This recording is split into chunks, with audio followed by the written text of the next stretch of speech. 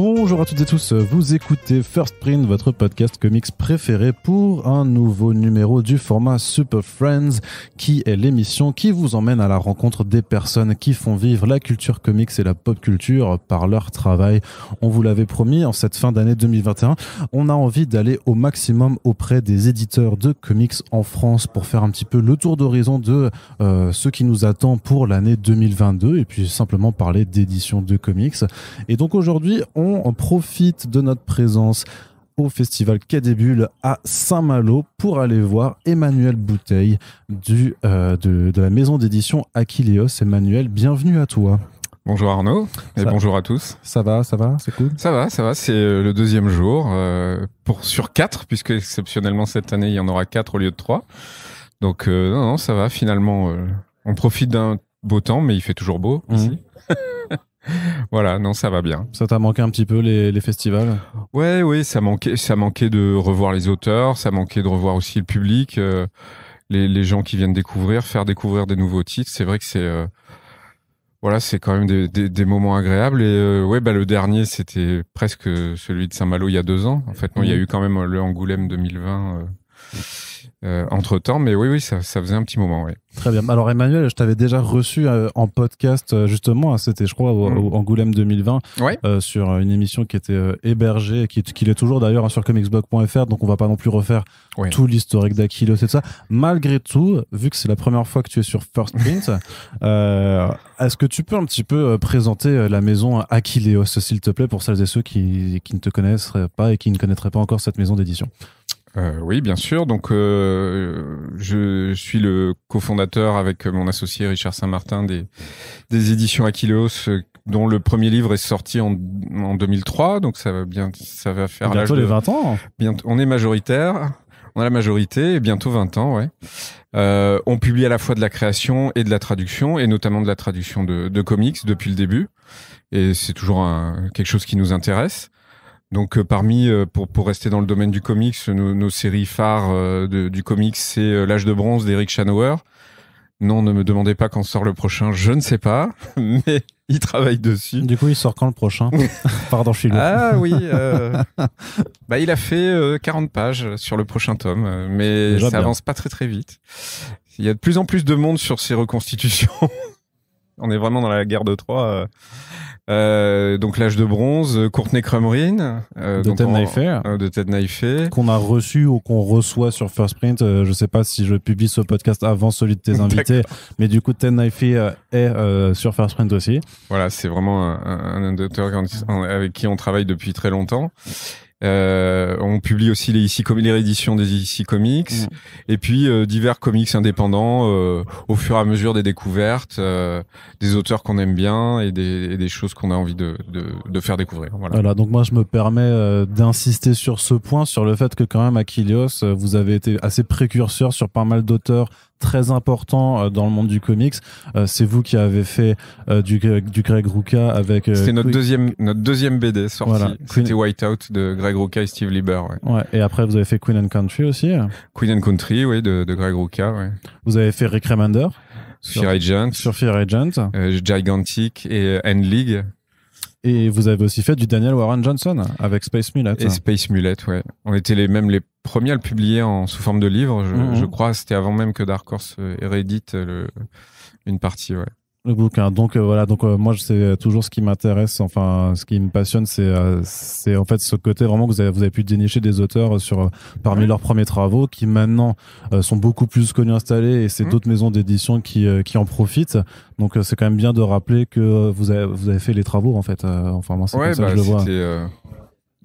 Oui, ça faisait partie des tu faisais comment pour aller acheter, enfin c'est quoi, c'était au fil de tes lectures, ouais. C'était vraiment au fil des lectures. Greg Rucka, Whiteout, c'était vraiment un bouquin que je voulais publier. Ça faisait vraiment partie. Je te dis des trois premiers bouquins qu'on a publiés. Pour moi, il y avait Whiteout. C'est rigolo parce qu'à l'époque, la couverture, c'était une couverture de Frank Miller, et que, quand on l'a publié, il y a des gens qui se sont dit ouais, vous trompez les gens avec une couverture qui est pas celle du dessinateur. Et alors que c'était déjà une habitude aux États-Unis, que ça l'était pas encore en France. Maintenant, ça choque plus personne. Mais je me souviens de cette anecdote-là. Je me souviens aussi que quand il y a eu ce chef-d'œuvre du cinéma qui est l'adaptation du Whiteout, je dis ça de manière ironique, bien sûr. Ouais, ça se voit. Je me souviens que il avait fallu renégocier les droits parce que il y avait un film, vous comprenez. Alors les agents évidemment nous demandaient beaucoup plus d'argent et on avait essayé de faire valoir le fait que on avait été les premiers à publier Greg et j'étais allé le voir à San Diego et j'avais dit ce serait quand même cool qu'on garde les droits de Whiteout. Après le film était comme m'a dit Steve quand il a vu le film, il m'a dit non, j'ai dit aux gens qu'il fallait attendre le DVD et que quand il sortira, il vaut mieux louer autre chose. Non, bref. Pour l'anecdote, c'était... Donc oui, c'est des auteurs, notamment quand ils vont après chez les majors, avec les histoires d'exclusivité, on peut plus continuer à publier leurs titres. Mais en général, on a gardé des très bons rapports. Je pense aussi à Ed Brisson, puisque on va en parler sur une de nos nouveautés là de début d'année. Et Ed Brisson avait publié Sheltered et Cluster, donc qui étaient des titres chez Image et chez Boom. Après, il a fait aussi travailler chez Marvel surtout. Ouais. Voilà, donc c'est des gens qu'on a fait. Alors Greg Rucka, on l'a pas fait venir, mais souvent c'est les auteurs qu'on fait venir en France. Eric Chenauer, Ted Naifeh, Ed Brisson.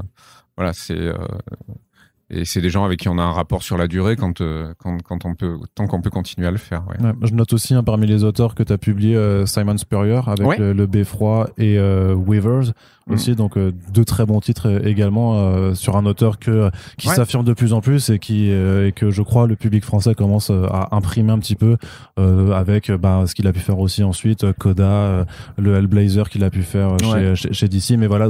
Il y a le Beffroi, il y a Weavers qui sont aussi de très excellents titres, donc à découvrir chez toi. Weavers, c'est pas nous, mais c'est pas grave. Ah, c'est pas toi? Ah merde, pardon, c'est qui? Attends. Je sais plus, mais nous, on a fait que le Beffroi, The Spire. Ah, je viens de faire une plantade totale. Ça m'arrive, mais alors c'est très bizarre parce que c'est une autre maison indépendante qui l'a fait. Ah, mais c'est peut-être Ankama en fait. Du coup, je confonds plus avec Ankama. C'est possible. Pardon. Du coup, allez voir aussi chez Ankama qui a fait du size supérieur aussi et qui mérite aussi. Et je m'excuse, mais c'est bien de me corriger en direct. Je ne couperai pas puisque voilà, même Arnaud Kikou peut faire des erreurs en direct. C'est comme ça que ça se passe dans les podcasts. Un petit point aussi justement. Wikipédia. Ouais, c'est ça. Ouais, non, c'est pas ouf du coup. C'est la mauvaise page Wikipédia. J'avais quand même envie de revenir un petit peu parce qu'on en reparlera aussi sur ton programme de 2022 parce que c'est pour ça qu'on est là aussi. Ouais, sur le côté vraiment comics de patrimoine que tu fais, donc en rapport à Trian, je crois que tu fais tout. En fait, tu veux tout faire de ce qu'a fait ici Comics dans les années. De ce qu'on appelle la New Direction, c'est-à-dire la New Trend, pardon, New Trend. C'est que quand Bill Gaines a repris les EC Comics qui étaient Educational Comics, qui publiait surtout des comics bibliques, si je me souviens bien. Il voulait pas être éditeur au départ, mais il a récupéré un peu contraint et forcé la maison d'édition, mais il s'est dit je vais faire des trucs qui me plaisent. Donc lui, ce qui l'amusait, c'était les histoires d'horreur, de SF, etc., les pulps. Donc il s'est lancé là-dedans, ça a eu énormément de succès. Mais c'est eux qui ont provoqué la naissance du fameux Comic Code Authority, avec les bouquins du docteur entre guillemets Wertham, qui a dit que les comics corrompaient la jeunesse. Je pense que certains candidats politiques pourraient s'en resservir de ce genre d'argument aujourd'hui. Ils disent les jeux vidéo à la place. Les jeux vidéo, les réseaux sociaux. Donc il y a eu une fameuse commission sénatoriale qui a imposé. Enfin, les éditeurs se sont auto-imposés le Comic Code Authority et du coup l'âge d'or de EC Comics, pour la faire courte, c'est 2 ans et demi quoi. Et c'est des comics qui ont influencé toute une génération d'auteurs de BD, mais des cinéastes, des illustrateurs. Enfin, ça a vraiment façonné l'imaginaire des Américains, des jeunes Américains dans les années 50.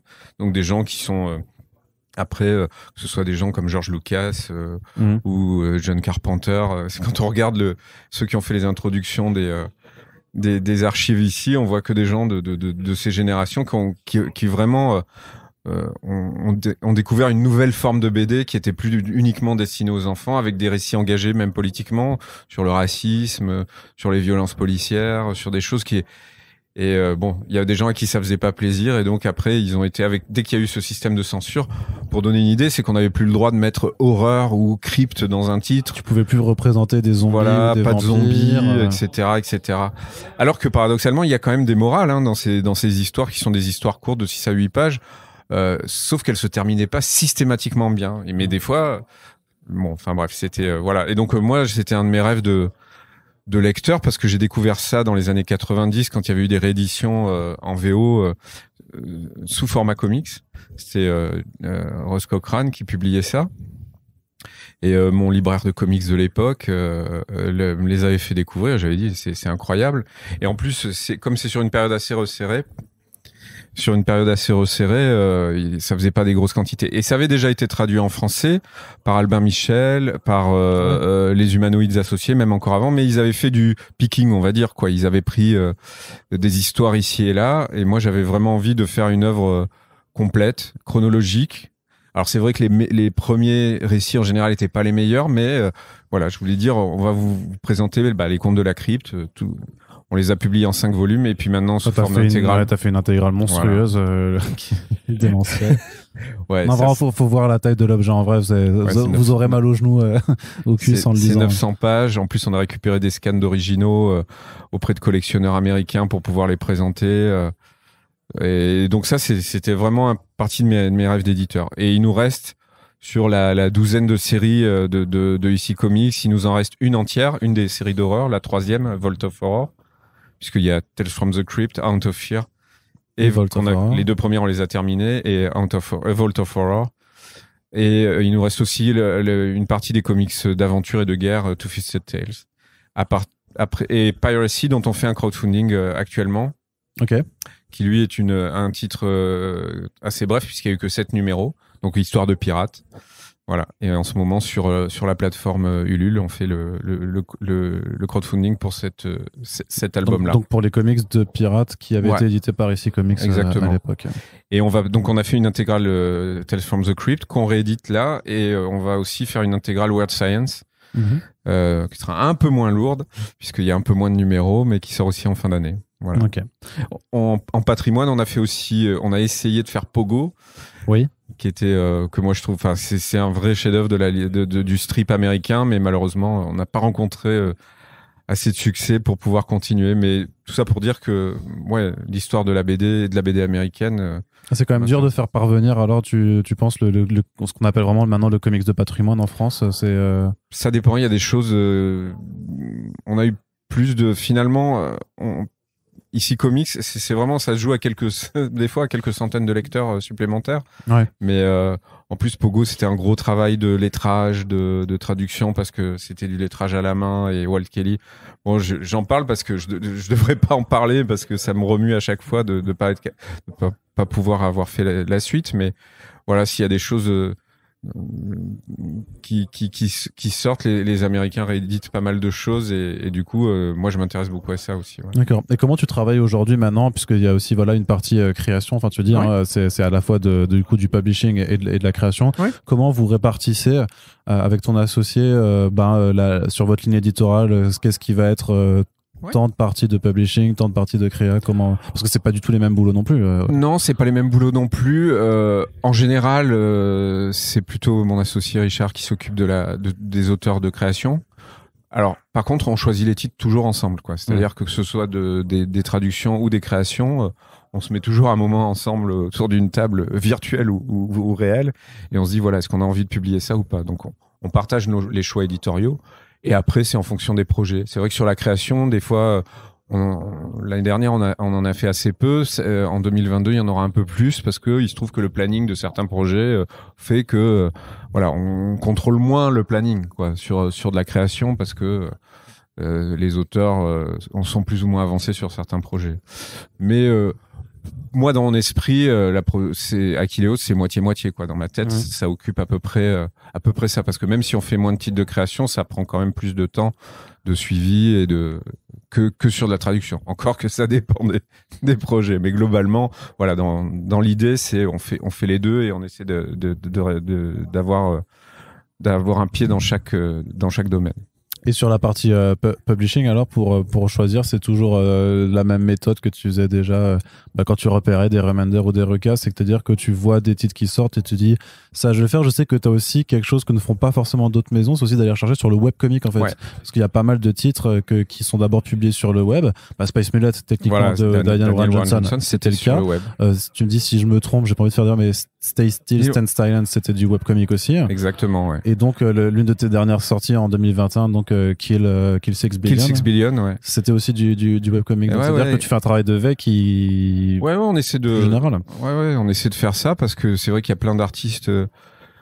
C'est devenu comme la presse, la prépublication, ce qu'on appelait la prépublication, la presse BD, que ce soit en Europe ou le petit comics, le pamphlet à l'américaine, a quand même du plomb dans l'aile. Souvent, un auteur qui veut se faire publier, John Allison, c'est pareil, hein, même si Giant Days, mais ça a commencé sur le web aussi. Ça a commencé sur le web, et quand il a été publié sur le web, c'est Boom qui est venu.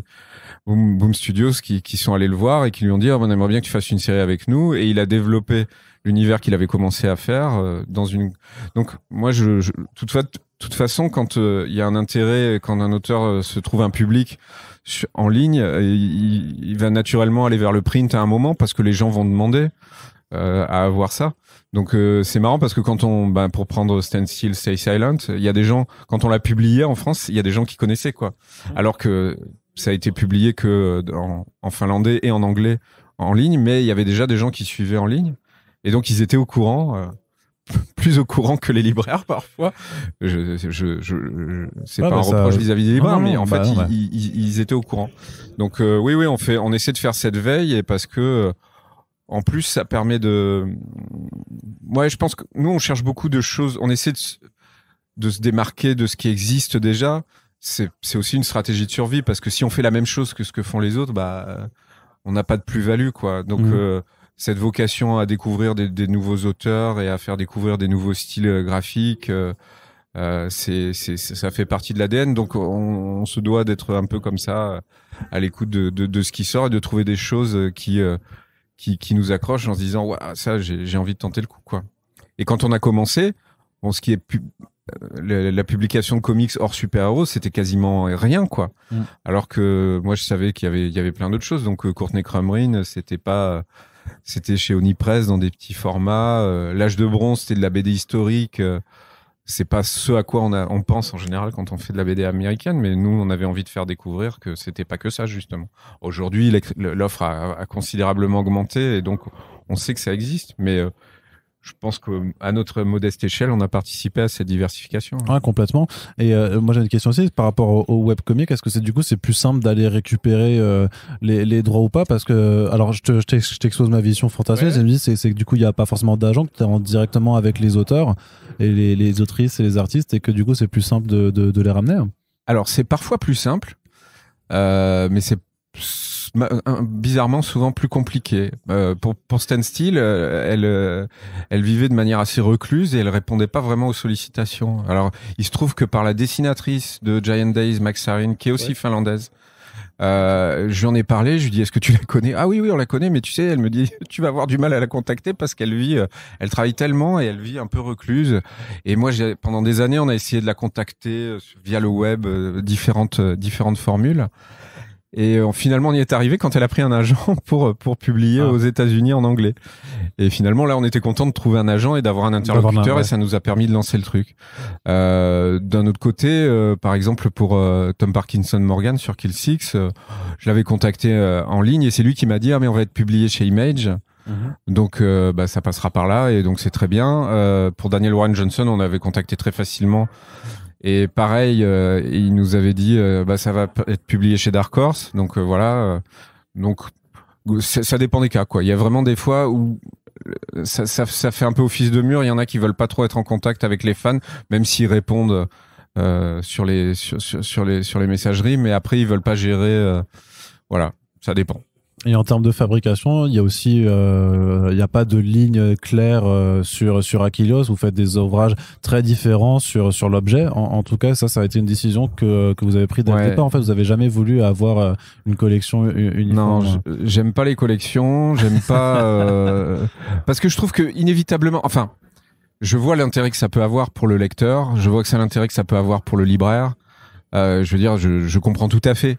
Mais moi, j'avais dû te le dire il y a 2 ans, le métier d'éditeur, pour moi, c'est comme ma bibliothèque, quoi. J'ai pas envie, j'ai envie de retrouver l'éclectisme que j'ai en tant que lecteur, en tant qu'éditeur. Si je me dis, je me retrouve à faire un peu tout le temps le même type d'ouvrage. Alors après, on peut dire oui, on va faire plein de collections, mais on va se retrouver à finalement faire rentrer au chausse-pied des trucs dans des cases qui sont pas forcément. Et j'adore pouvoir dire à l'auteur, et en général, ils aiment bien ça, de leur dire, mais tu le vois comment ton bouquin, quoi. Et dire au départ, moi, j'ai aucune. Ouais, tu veux faire un grand truc, tout en largeur, tout en longueur, en format italienne. Voilà, on essaie vraiment de garder l'esprit le plus ouvert possible. Et je crois que le format doit s'adapter au projet. Et aussi au public, non? Et aussi au public. Et aussi au public. Ce qui fait que des fois aussi on change de format. Par exemple, quand on a fait Fear Agent, au début on était très fidèle au format paperback à l'américaine. Et ça n'a pas été un très très grand succès. Les lecteurs étaient assez fidèles, ceux qui commençaient la série, mais c'était vraiment des chiffres assez modestes. Et quand on a sorti en 2 intégrales plus grosses, alors là, on a multiplié le lectorat par 4. Alors, Remender était un peu plus connu, mais aussi, je pense que le format a vraiment changé quelque chose. Parce que les gens ont tendance à préférer plutôt des gros volumes ces derniers temps pour avoir une dose de lecture plus importante. Ça, et du coup, bah voilà. Alors moi, d'un côté, je trouve ça bien. De l'autre, des fois, je me dis, j'aimais bien les petits formats pas trop chers, le souple. Le souple a quasiment disparu du comics en VF. Je trouve ça dommage parce que des fois... tu l'avais fait pour Giant Days aussi, non? Ouais, pour Giant Days, on avait fait...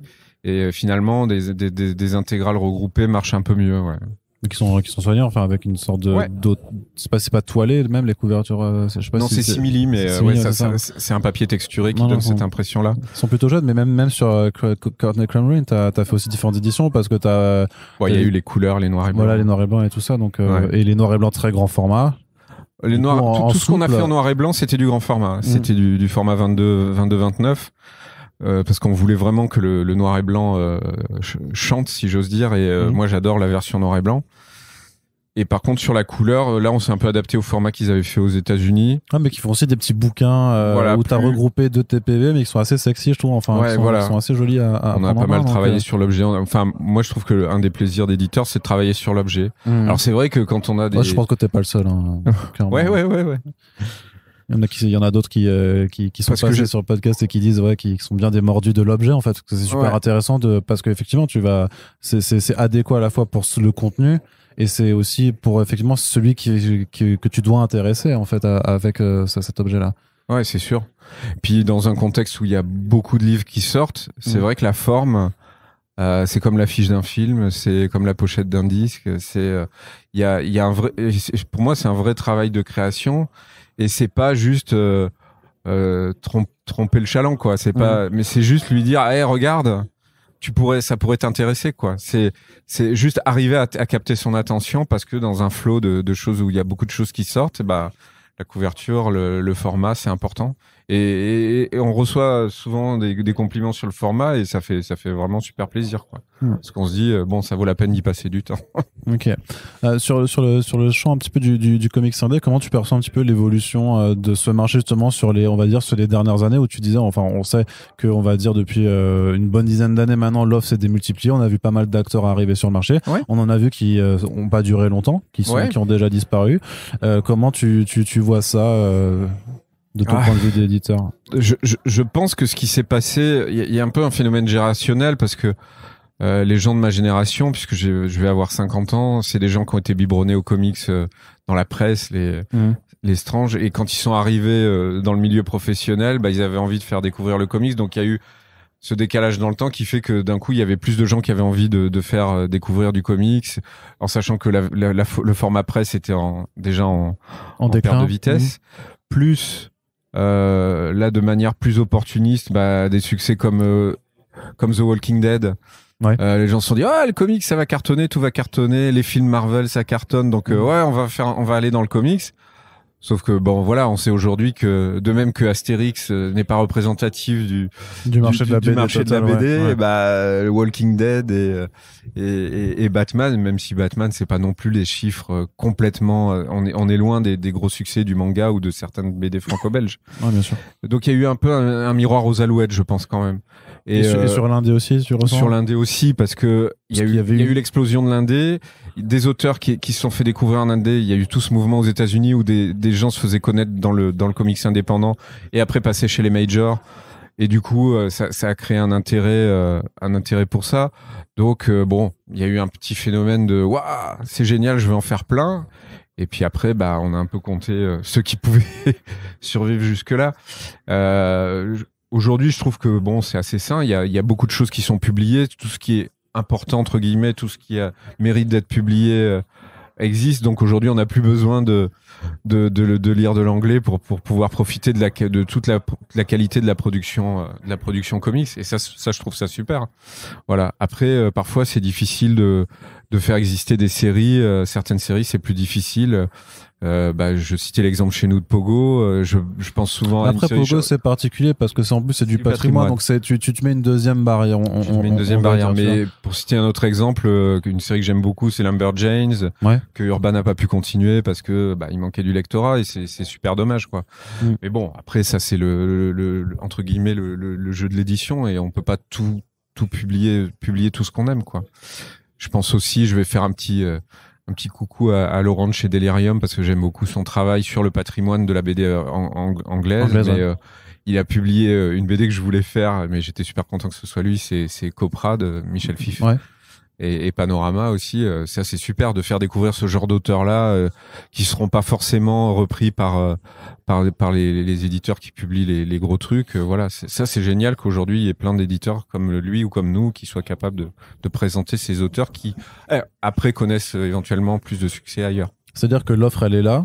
Est-ce que tu ressens quand même la demande parce que nous on suit quand même les choses, on sait que et alors on disait déjà que même du Batman par rapport à ce qu'avait pu faire Walking Dead c'était haut mais c'était pas non plus aussi haut et nous on voit très bien, enfin en tout cas on le sait, c'est que en dehors et moi j'ai pu rédiger dessus même sur comicsblog.fr de dire qu'en dehors des collections à petit prix et de certains épiphénomènes comme cette année Batman Fortnite en fait c'est assez dur et alors pour le comics indé ça l'est encore plus, hein. C'est dur mais on a des surprise. Nous, dans les derniers comics qu'on a traduits, et alors on va dire c'est entre le patrimoine et le comics indé normal, contemporain, c'est Moonshadow qui avait jamais été publié l'intégrale en France. Donc c'est de Mathéis. De Mathéis et John Jimus, qui est le premier comics peint de toute l'histoire du comics, entièrement peint. J'avoue que j'étais assez inquiet sur un projet comme ça parce que c'est un gros bouquin. Il est fat. Il est fat et Dark Horse avait fait un super boulot de remasterisation des fichiers par rapport à la première édition chez Vertigo. C'était vraiment du très très beau boulot, donc un peu peur, mais paradoxalement c'est un titre qui a vraiment bien marché, plus que ce que j'espérais. Donc voilà. Et puis d'autres fois c'est plus compliqué, mais globalement les tirages ont tendance à baisser, hein. C'est pas et le Covid, la crise a plutôt fait que les gens se sont rabattus encore plus sur les choses qu'ils connaissaient déjà. Ouais, donc, ça, c'est vraiment un truc que t'as ressenti. Ouais. Ah ouais, mais ça, c'est pas que sur le comics. Ce qui marchait bien marche encore mieux, et ce qui avait du mal avait encore plus de mal. Mais ça, c'est une tendance. Elle est même pas de ces 2 dernières années. Elle est depuis 15 ans et globalement du marché de l'édition et de la BD et du marché de l'édition. C'est plus de titres et des tirages moyens qui baissent. Des best-sellers qui trustent parfois, aspirent à parfois un peu plus de... Qui monopolisent, Bon, après, il y a des seuils. Le problème, c'est ça, quoi. C'est que si tu publies une BD et que t'en vends 600, tu peux pas, quoi. C'est pas compliqué. Et encore, un éditeur de taille modeste va avoir des seuils de rentabilité qui seront plus bas qu'une grosse maison, mais même à un moment c'est pas jouable. Alors après il y a le crowdfunding, il y en a qui le font dans le comics comme Comics Initiative, ce qui est un moyen de peut-être financièrement plus solide, mais d'un autre côté on réduit encore plus le nombre de lecteurs, parce que on peut financer un projet à 200 ou 300 lecteurs en crowdfunding, mais bon, Jusqu'à quand, quoi? Parce qu'après, ça veut dire que c'est des livres qui sont pas diffusés largement. Bah alors Comics du coup fait quand même de la diffusion après en librairie, tout ça, et du placement. C'est bien de faire les deux, ouais. Et toi, mais toi tu le fais aussi du coup. Oui, c'est ce que je fais aussi. Tu vas le faire sur ces campagnes, parce que même Bliss aussi le fait maintenant, mais c'est plus des campagnes, on va dire, de précommande, voilà. Non, ça, sur ce format-là, ça va. Au début, il y avait beaucoup de méfiance des libraires qui disaient, ah ben oui, mais si vous faites ça, moi je vais perdre mon lectorat. Et en fait, ils se sont rendus compte que c'est pas vrai, parce que ce qu'ils peuvent perdre d'un côté, ils vont le gagner de l'autre, parce que ça fait un peu de promo, ça fait parler. Et donc, si c'est un gros succès en crowdfunding, en général, ça se reporte. Ouais, il y a un petit peu de retombées sur les choses. Il y avait eu ce phénomène sur le jeu de plateau qui avait été fait avant. Et pour connaître des gens qui sont dans l'édition de jeux, maintenant c'est au contraire. Il y a des magasins qui disent, ah bah oui, il n'y a pas eu de campagne de crowdfunding, ça m'intéresse pas. Donc la méfiance est devenue au contraire. Voilà, on a besoin de tous les vecteurs de communication possibles. Donc c'est bien que tu mentionnais le Covid un petit peu avant, parce que je vais te poser un peu comment ça s'était passé pour vous, quoi, sur 2020-2021.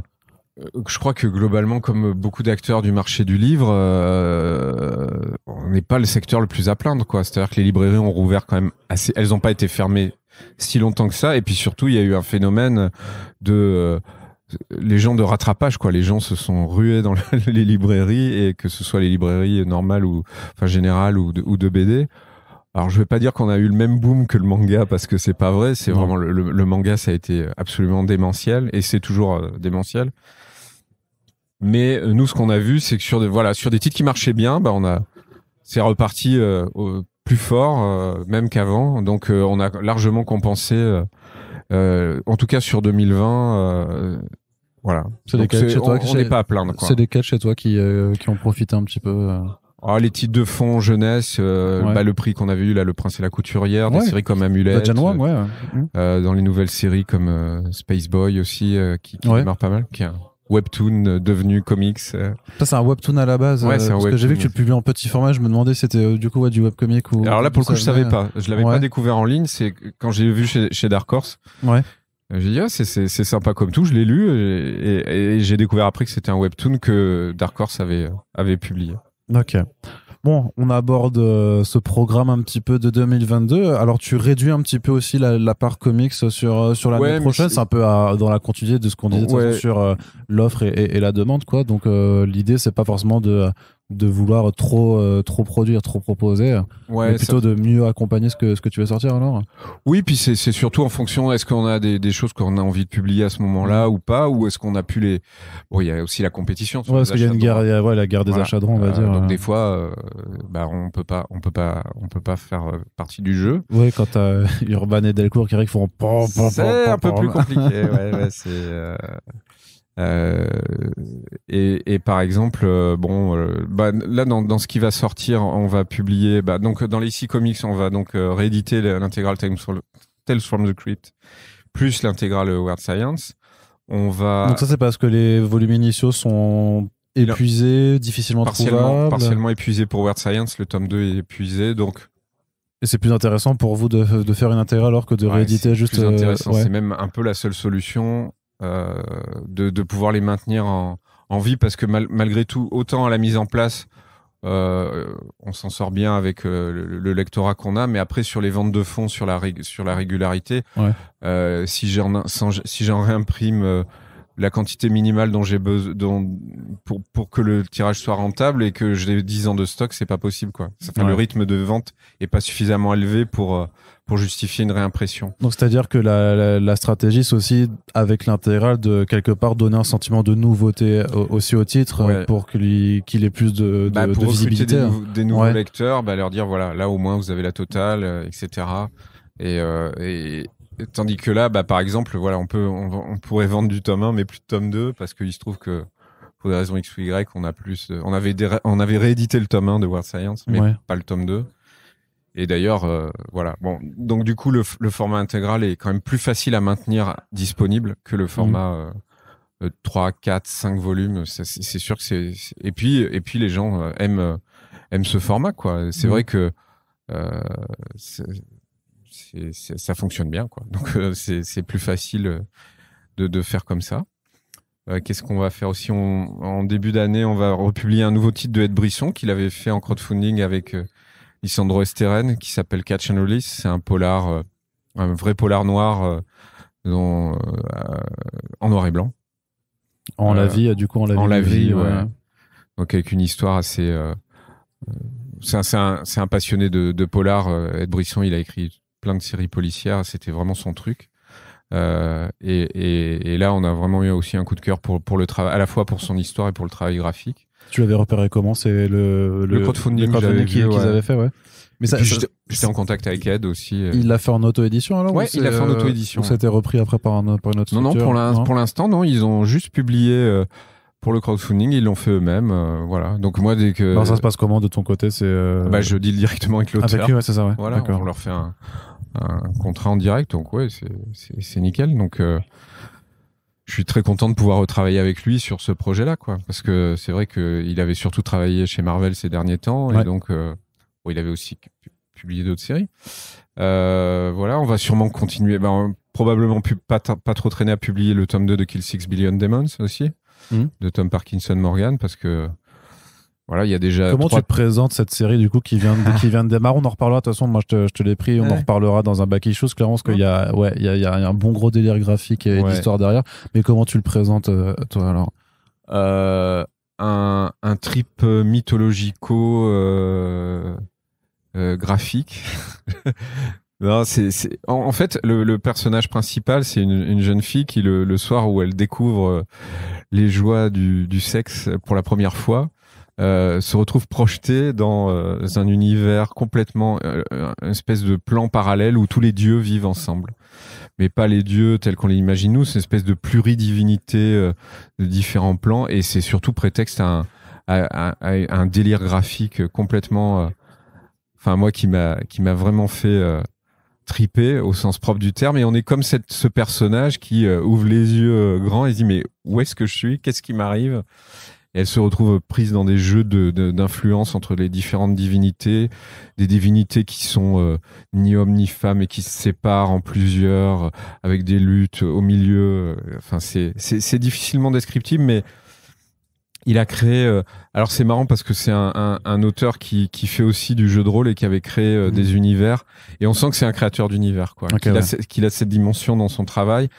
Et il y a des planches où notamment il fait des espèces de cartes gigantesques, de cartes en 3D, en fausse 3D, en mettant différents plans, différentes îles. Il y a des scènes, c'est quasiment du Où est Charlie, où on est au milieu de palais où il y a plein de divinités, de démons, et on passe un quart d'heure à déchiffrer tous ces personnages.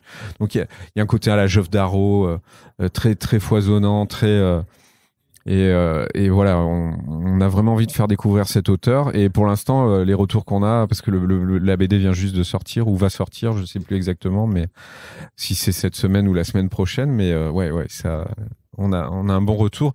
Et je pense que on a envie, comme moi, quand je l'ai découvert, de vite avoir la suite. Et comme il y a 3 tomes qui sont dispo déjà, on va sûrement le faire assez rapidement.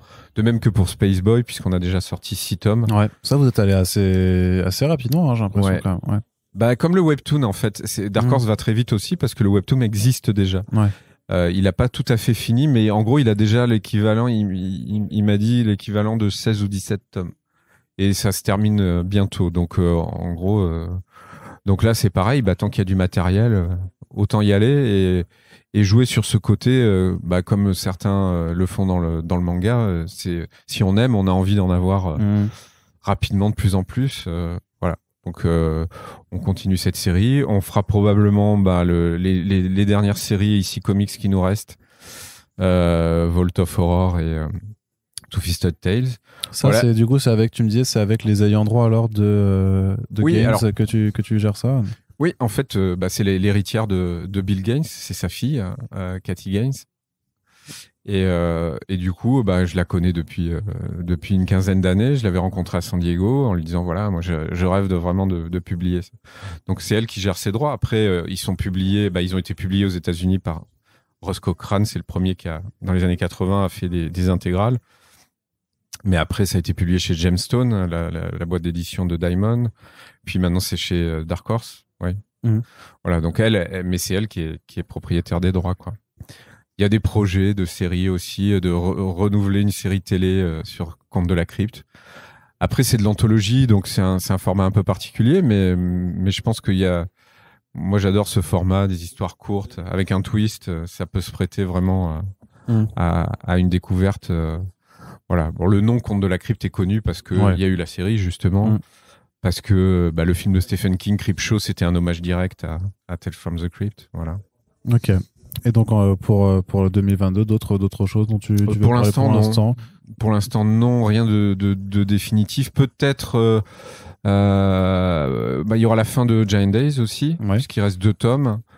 Donc ça aussi, on est content de pouvoir le terminer. Peut-être donc les intégrales 6 et 7 alors c'est 6 et 7, c'est ça, voilà. Et après, ce sera fini.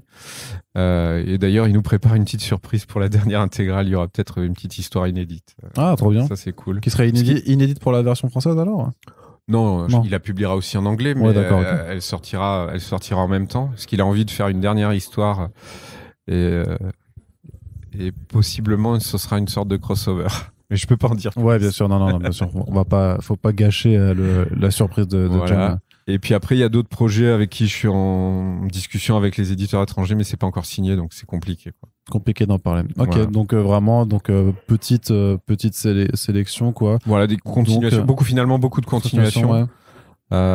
Parce que il y a des choses. Quelque part aussi pour sécuriser en fait ce que tu as déjà commencé à proposer et pas t'éparpiller alors avec trop de nouveautés. Hein. Ouais, je déteste pas pouvoir terminer des séries. Enfin, vraiment, quand on les termine pas, c'est que il y a vraiment pas moyen. C'est juste un suicide commercial. Sinon, on essaie vraiment toujours de trouver un moyen de le faire. Voilà. Ok, très bien. Écoute, merci beaucoup Emmanuel. Merci à toi Arnaud, c'est toujours un plaisir d'avoir été avec nous pour présenter ça. Okay. Donc on vous rappelle que tous ces titres qui ont été abordés sont disponibles ou arriveront chez Akileos. Et puis nous on continuera de parler de vos nouveautés à la fois dans le front page et les back issues, puisque on est reconnaissant quand même de tout ce que tu as déjà ramené en France et ce qui peut vivre aujourd'hui grâce au travail que vous avez fait. Si cette émission vous a plu, n'hésitez pas à nous faire vos retours dans les commentaires sur notre site et sur nos réseaux sociaux. Et on vous rappelle que le plus important avec nos podcasts et particulièrement sur ce format Super Friends dont vous savez l'affection que j'ai tout particulièrement, la meilleure façon de les faire vivre, c'est de les partager au maximum, à la fois pour le podcast, mais aussi pour faire découvrir le travail de nos invités, donc en l'occurrence de l'éditeur Akileos. Merci à toutes et tous de nous avoir écoutés et à très bientôt. Salut Emmanuel. Salut Arnaud, merci.